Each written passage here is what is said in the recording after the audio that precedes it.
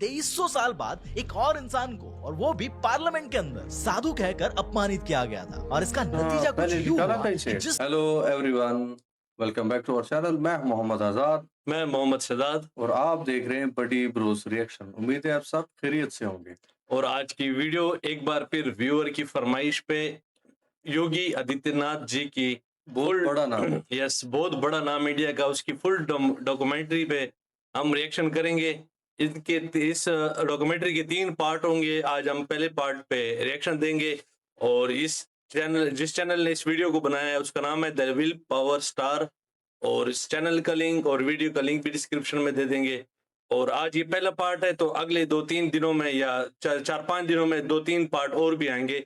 योगी आदित्यनाथ जी की full life documentary होगी कि उसने यूपी यानी उत्तर प्रदेश को कैसे तब्दील किया अपनी सियासत से। वो जो दहशतगर्दी थी या जो लगातार जीता रहा, किस तरीके से जीता और क्या क्या किया, ये आज वीडियो में जानेंगे। तो वीडियो स्टार्ट करते हैं, लेट्स गो।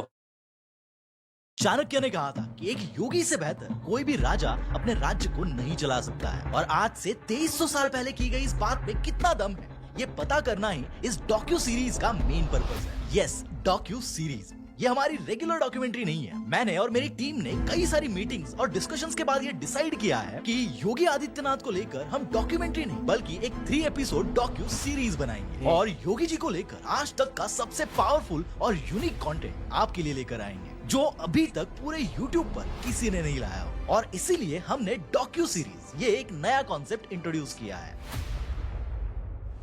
सबको लगता है कि योगी जी एक हार्डकोर राइट विंगर है, लेकिन 99% लोगों को ये पता ही नहीं है कि शुरू में योगी जी CPIM, जो कि एक कम्युनिस्ट या कह लो कि लेफ्ट लीनिंग पार्टी है, उससे जुड़ने वाले थे। और ये बात खुद योगी जी ने ही बताई है। सबको लगता है कि योगी जी अचानक से यूपी के CM बन गए, लेकिन उन्हें ये नहीं पता कि योगी जी जब सिर्फ 25 साल के थे तब से वो एक मेंबर ऑफ पार्लियामेंट रहे हैं। इवन कई लोग क्या बात है, छोटा सा बच्चा है यार, था उस टाइम। वाह वाह यार, नाइस। क्या बात है यार, 25 साल की उम्र में ये इलेक्ट हुआ है, तो कि अगली बार योगी जी भारत के प्राइम मिनिस्टर बनेंगे। लेकिन इसको लेकर मेरा एक अलग ऑब्जर्वेशन, और हो सकता है कि कईयों को ये बात डाइजेस्ट भी ना, तो वो भी हमने इस डॉक्यू सीरीज में एक यूनिक पर्सपेक्टिव के साथ एक्सप्लेन किया है, इसलिए उसे तो बिल्कुल ही मिस मत करना। और इस सब के अलावा हमने योगी जी की लाइफ को 360 डिग्री स्टडी करके उनके लाइफ की ऐसी ऐसी स्टोरीज, ऐसे ऐसे इंसिडेंट्स, ऐसी ऐसी हिडन बातें डिग डाउन की है जो पब्लिक डोमेन में कहीं भी इजीली अवेलेबल नहीं है। So let's get started with the first episode of this exclusive docu series. यदा यदा हि धर्मस्य, जब जब धर्म की हानि होगी, ग्लानिर्भवति भारत, और अधर्म की वृद्धि होगी। उत्तर प्रदेश में एक बेहद हैरान कर देने वाली तस्वीर सामने आई है। पुलिस बदमाश को उसके घर में ही छोड़कर थाने लौटा। डराने धमकाने की कोई आवश्यकता ही नहीं, क्योंकि सरकार अपनी। Today there was violence in another court. 2 men accused of murder were shot dead in the court premises. 3 दिन के अंदर 3 गैंग से सिसक रहा है उत्तर प्रदेश। आजम खान की 7 भैंसें पिछले दिनों चोरी हो गई थी, और गायब हुई भैंसों की खोज में पूरी यूपी पुलिस लग गई। 3 heinous incidents of gang have surfaced from the state. कानून व्यवस्था बेहतर हो, उसके लिए लगातार सरकार काम कर रही है। The brother of a local Samajwadi Party MLA shot a man after the victim tried to overtake his car and accidentally bumped into it. Uttar Pradesh में आई थिंक इसके आने से पहले बहुत ज्यादा हालात खराब थे मेरे ख्याल से। और इससे पहले की, हाँ, ये जब वो बना ना चीफ मिनिस्टर, उससे पहले बहुत ज्यादा एक किस्म का बहुत ज्यादा प्रदेश में महिलाओं के खिलाफ जघन्य अपराध रुक नहीं रहे। लड़कियों को भी पीटा गया है। ये मत लगाया कर, बंद करा देंगे। 3 लड़के हैं, गलती हो जाती है। कहा जाता है कि इतिहास अपने आप को दोहराता है। आज से लगभग 2300 साल पहले धनानंद नाम का एक राजा हुआ करता था। ये वही राजा था जिसने चाणक्य को पूरी प्रजा के सामने अपमानित करके दरबार से बाहर निकाल दिया था। वैसे अगर देखा जाए तो इसका राज्य इतना समृद्ध था कि इसे पैसों से लेकर सेना तक किसी चीज की कमी नहीं थी। लेकिन धनानंद के शासन में करप्शन, क्राइम्स, वायलेंस, महिलाओं पर अत्याचार, गरीबों की लूटमार, टैक्सेस, ये सब इस लेवल पर बढ़ चुका था कि एक आम आदमी के पास गर्दन नीचे करके अपनी किस्मत को कोसने के अलावा कोई और ऑप्शन ही नहीं बचा था। और ऐसे हालातों में चाणक्य, जिनकी चाणक्य नीति को आज भी बड़े बड़े इंस्टीट्यूशंस में एज अ केस स्टडी पढ़ा जाता है, वो धनानंद के पास उसे समझाने के लिए जाते हैं, तो वो उल्टा उन्हीं को अपमानित करके दरबार से बाहर निकाल देता है। और जैसे कि मैंने कहा था कि इतिहास अपने आप को दोहराता है। जैसे 2300 साल पहले चाणक्य को साधु बोलकर अपमानित करके दरबार से बाहर निकाला गया था, वैसे ही 2300 साल बाद एक और इंसान को, और वो भी पार्लियामेंट के अंदर, साधु कहकर अपमानित किया गया था। और इसका नतीजा कुछ यूं हुआ कि जिस तरह चाणक्य ने अपने डूबते हुए राज्य को बचाने के लिए पूरे सिस्टम को स्क्रैच से रिबिल्ड किया था, कुछ वैसे ही इस साधु ने पूरे उत्तर प्रदेश को स्क्रैच से रिबिल्ड किया है। जिस तरह धनानंद के शासन में करप्शन, क्राइम्स, वायलेंस, महिलाओं पर अत्याचार, गरीबों की लूटमार, टैक्सेस, ये सब चीजें पीक पर थी, कुछ वही हाल आज से कुछ साल पहले उत्तर प्रदेश का था। और वो क्या लेवल का था वो आपको एक छोटे से इंसिडेंट से पता चल जाएगा। साल 2001, जगह उत्तर प्रदेश का एक पुलिस स्टेशन। एक आदमी वहां आता है, वो कोई आम आदमी नहीं था, यूपी का एक सिटिंग मिनिस्टर था। जब वो थाने में एंटर होता है तब वहाँ स्टेशन में लगभग 25 से भी ज्यादा पुलिस ऑफिसर्स और कांस्टेबल्स मौजूद थे। सब कुछ नॉर्मल चल रहा था, सब लोग अपना अपना काम कर रहे थे और वो मिनिस्टर बिल्कुल बेफिक्र था, क्योंकि ऑब्वियसली एक तो वो खुद एक मंत्री था और ऊपर से वो एक पुलिस स्टेशन के अंदर बैठा हुआ था। लेकिन कुछ ही देर बाद वहाँ कुछ बहुत ही शॉकिंग हुआ। अचानक से बिना किसी हंगामे के, बिना किसी भागदौड़ के एक आदमी उस पुलिस स्टेशन में एंटर करता है। उसका ना चेहरा ढका हुआ था और ना उसके चेहरे पर किसी चीज का कोई डर था। वो बस आगे बढ़ता है, उसकी नजर वहाँ बैठे मिनिस्टर पर पड़ती है और वो तुरंत अपनी जेब में रखी हुई एक बंदूक निकालकर दिन दहाड़े पुलिस स्टेशन में पुलिस वालों के सामने उस सिटिंग मिनिस्टर पर गोलियां चला देता है। ये बात तो अपने आप में शॉकिंग थी ही, लेकिन इससे भी शॉकिंग बात तो तब हो जाती है जब वहां खड़े 20-25 पुलिस ऑफिसर्स, उन्होंने अपनी आंखों से ये मंजर देखा था, वो अदालत में खड़े होकर बोलते हैं कि उस दिन ऐसा कुछ हुआ ही नहीं था। सोच कर देखो कि दिन दहाड़े पुलिस स्टेशन में घुसकर एक मिनिस्टर पर गोलियां चलाने वाला गुंडा, जिस पर 60 से भी ज्यादा क्रिमिनल चार्जेस थे, वो अगले 19 साल तक खुलेआम घूमता रहा। इस इंसिडेंट यानी 2001 के बाद यूपी में 4 बार सरकारें बदली, लेकिन किसी ने भी इस गुंडे को पकड़ने की कोशिश नहीं की, या फिर कह लो कि उनकी हिम्मत नहीं हुई। उल्टा इस गुंडे को सिस्टम खुद बचाता रहा और एविडेंसेस को छुपाता रहा। और ये गुंडा कोई और नहीं बल्कि यूपी का one of the biggest mafia Vikas Dubey था। विकास दुबे। हालांकि बाद में इसका अभी योगी गवर्नमेंट के अंडर क्या हाल किया गया, इस पर आएंगे हम। लेकिन अभी इस इंसिडेंट से बस इतना समझ लो कि लॉ एंड ऑर्डर के मामले में यूपी किस हद तक गिर चुका था। गुंडे वहाँ सरकार से भी ज्यादा पावरफुल बन चुके थे और पुलिस क्या कर रही थी ये भी आपको एक छोटे से इंसिडेंट से बताता हूँ। और ये इंसिडेंट सुनकर आपको हंसना चाहिए या डर जाना चाहिए वो आप खुद डिसाइड करो।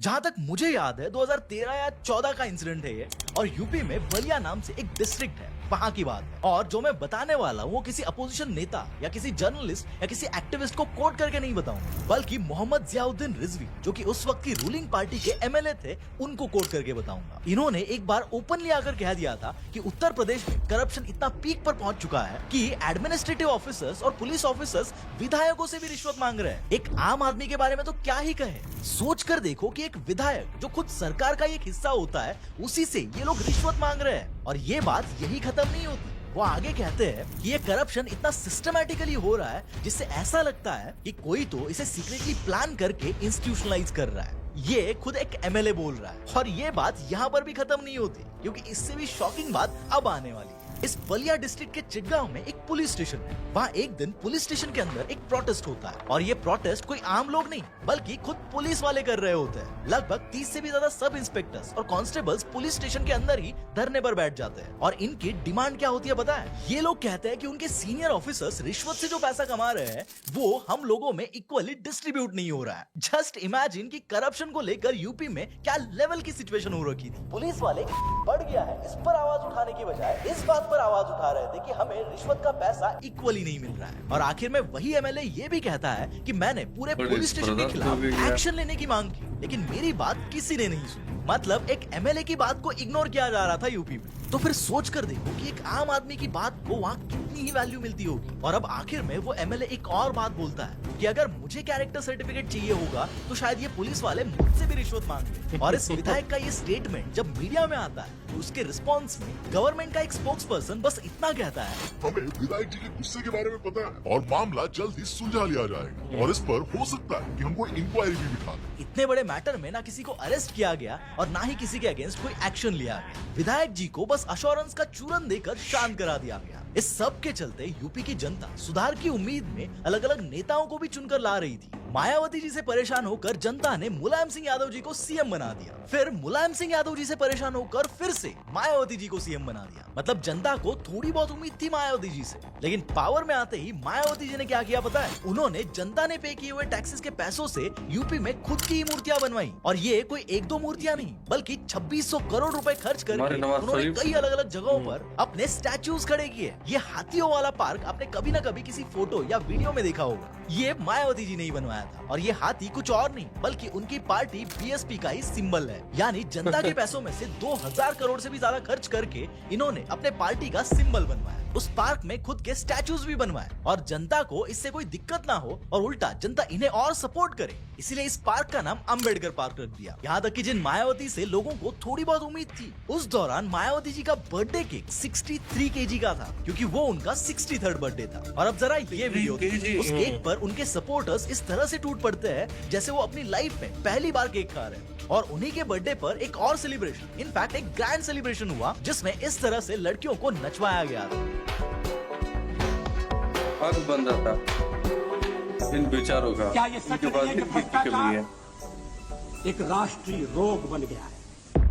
ये बहुत बड़े लीडर थे। अब अगर देखा जाए तो ये इंसिडेंट कोई क्राइम नहीं है, लेकिन एटलीस्ट ये सब चीजें दिखाती है कि स्टेट में जब क्राइम पीक पर था, करप्शन पीक पर था, वैसे में जनता इनको चुनकर ला रही है तो इनका इतना तो फर्ज बनता है कि सिस्टम में कुछ सुधार लेकर आए। लेकिन वो करने की बजाय यूपी की सभी सरकारें सिर्फ अय्याशी करने में बिजी थी। और इस सब के चलते ये सब इस लेवल पर बढ़ चुका था कि करप्शन से लेकर सब कुछ इनडायरेक्टली इंस्टीट्यूशनलाइज हो चुका था। में 8 पुलिस कर्मियों का हत्यारा विकास दुबे अब तक गिरफ्त से बाहर है। गवर्नमेंट और माफिया एक ही सिक्के के दो पहलू बन चुके थे। इवन ये कहना भी गलत नहीं होगा कि कई केसेस में माफिया सरकार से भी बड़ा बन चुका था। लोग अपने ही स्टेट में अनसेफ फील करने लगे थे। लड़कियां रात में तो क्या, दिन में भी घर से बाहर निकलने में डरती थी। और लड़कियां तो क्या, इवन लड़के भी रात में घर से बाहर निकलने से डरते थे। कुछ ये हाल हो चुका था उत्तर प्रदेश का। इवन डेटा भी देखो तो करप्शन में यूपी टॉप पर था, क्राइम रेट्स में टॉप पर था। सबसे ज्यादा मर्डर केसेस, सबसे ज्यादा रेप केसेस वहीं पर होते थे। इकोनॉमी पूरी बर्बाद हो चुकी थी और लॉ एंड ऑर्डर और जस्टिस का दूर दूर तक कोई कनेक्शन नहीं था। और इसके चलते गुंडा राज, माफिया स्टेट, बीमारू स्टेट, ऐसी हेडलाइंस तो यूपी के लिए बिल्कुल कॉमन हो चुकी थी। यहाँ तक कि बाहर के राज्यों में काम करने के लिए गए हुए जो लोग थे उन्हें मैं यूपी का हूँ ये बोलने में भी शर्म आती थी। यानी उत्तर प्रदेश एक ऐसे दलदल में आकर फंस चुका था जहाँ से उन्हें शायद ही कोई बाहर निकाल सकता था। लेकिन अभ्युत्थानम धर्मस्य तदात्मानं सृजामय। जब अधर्म बढ़ने लगता है तब मैं इस धरती पर आता हूँ। परित्राणाय साधूनां विनाशाय च दुष्कृतां धर्म संस्थापनार्थाय संभवामि युगे युगे। सत्पुरुषों की रक्षा के लिए, दुष्टों के विनाश के लिए और धर्म की पुनर्स्थापना के लिए मैं हर युग में जन्म लेता हूँ और आगे भी हर युग में जन्म लेता रहूँ।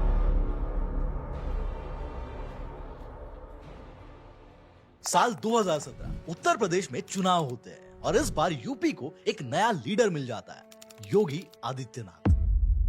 और यही से यूपी की कहानी एक नया मोड़ ले लेती है। सीएम बनने के कुछ ही दिनों बाद एक ऑफिसर योगी जी के पास एक फाइल लेकर आता है। अब क्योंकि योगी जी यूपी के नए सीएम बन चुके थे, इसलिए उनके कंफर्ट और सिक्योरिटी के लिए उस फाइल में 2 नई मर्सिडीज एसयूवी का प्रस्ताव लिखा होता है। लेकिन योगी जी मर्सिडीज खरीदने से मना करते हैं और उल्टा उस ऑफिसर से ये कहते हैं कि मुझे अखिलेश जी की पुरानी गाड़ी से कोई दिक्कत नहीं है, जनता की खून पसीने की कमाई इस तरह से खर्च नहीं की जाएगी। इस एक स्टेटमेंट से योगी जी ने सालों से चलती आ रही परंपरा को तोड़ दिया था।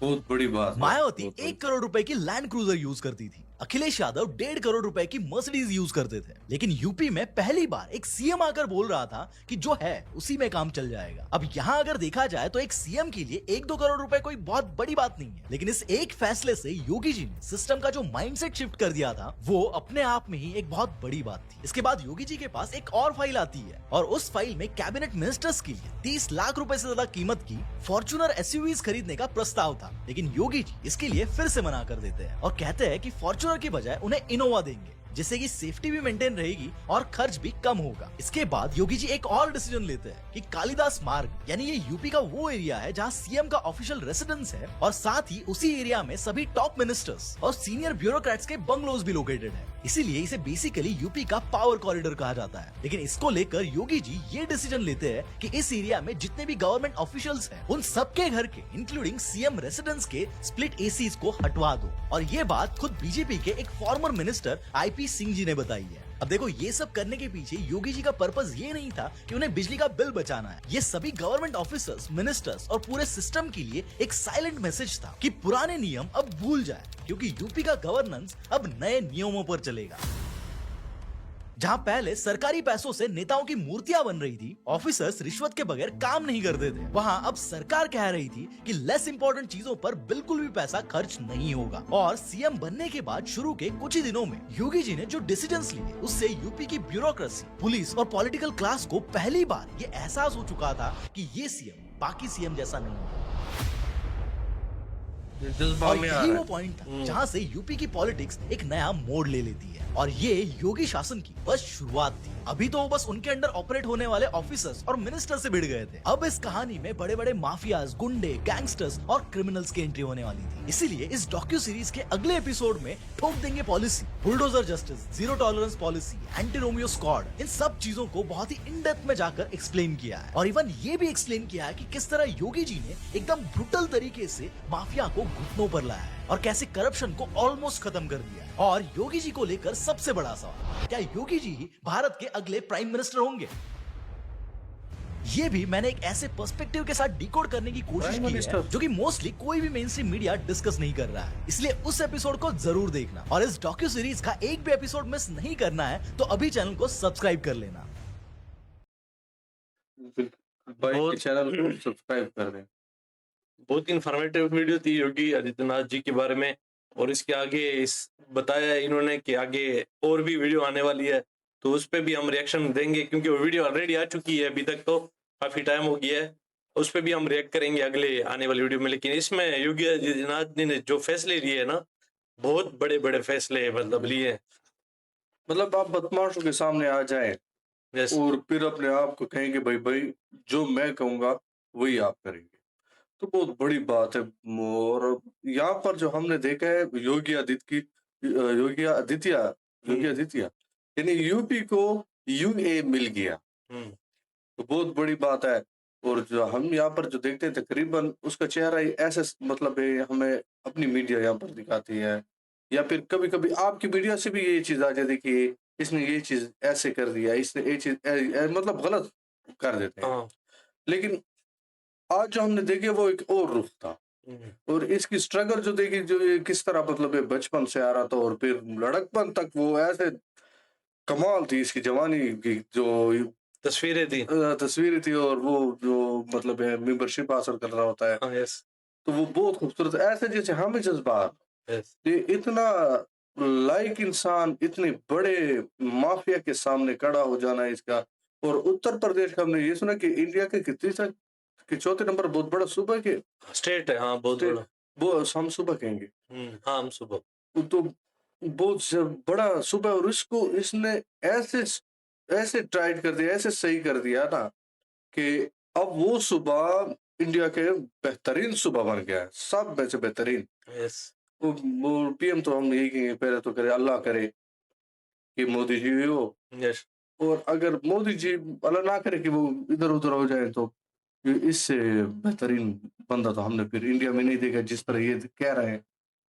और बाकी तो अगली वीडियो में पता चलेगा कि इन्होंने बदमाशों को कैसे खत्म किया। आई थिंक ये अतीक की फोटो भी दिखाई गई है, और एक ये जो अभी दुबे जो था उनको भी आई थिंक इन्होंने ठिकाने लगाया था, विकास दुबे, इनको भी ठिकाने लगाया है इनकाउंटर से आई थिंक, और वो तो अगली वीडियो में पता चलेगा।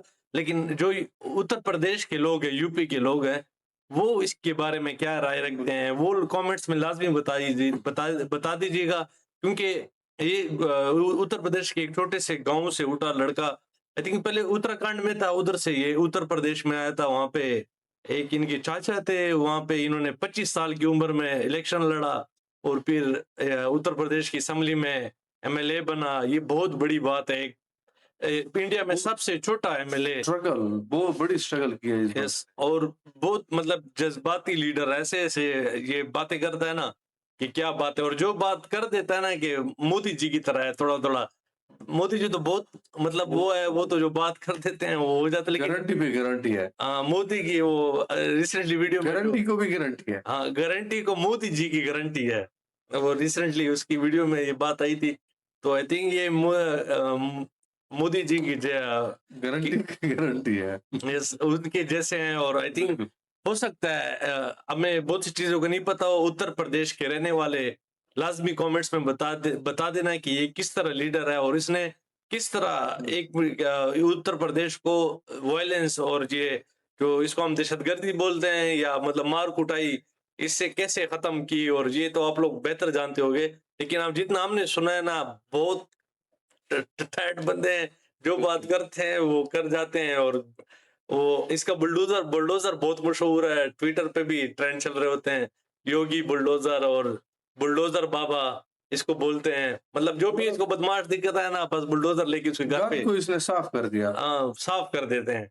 तो इस पे आपकी राय जरूर चाहिए होगी। और अब अगली पार्ट्स में भी हमारे साथ ट्यून रहे, हमारे चैनल को सब्सक्राइब करें और नोटिफिकेशन बेल को भी ऑन करें, ताकि अगर हम इसका नेक्स्ट पार्ट बनाए तो उसकी नोटिफिकेशन भी आपको मिल सके। और बस आज के लिए इतना ही। और अगर रिएक्शन पसंद आया हो अपनी फैमिली के साथ भी लाजमी शेयर कीजिएगा। मिलते हैं अगली वीडियो में। Good bye.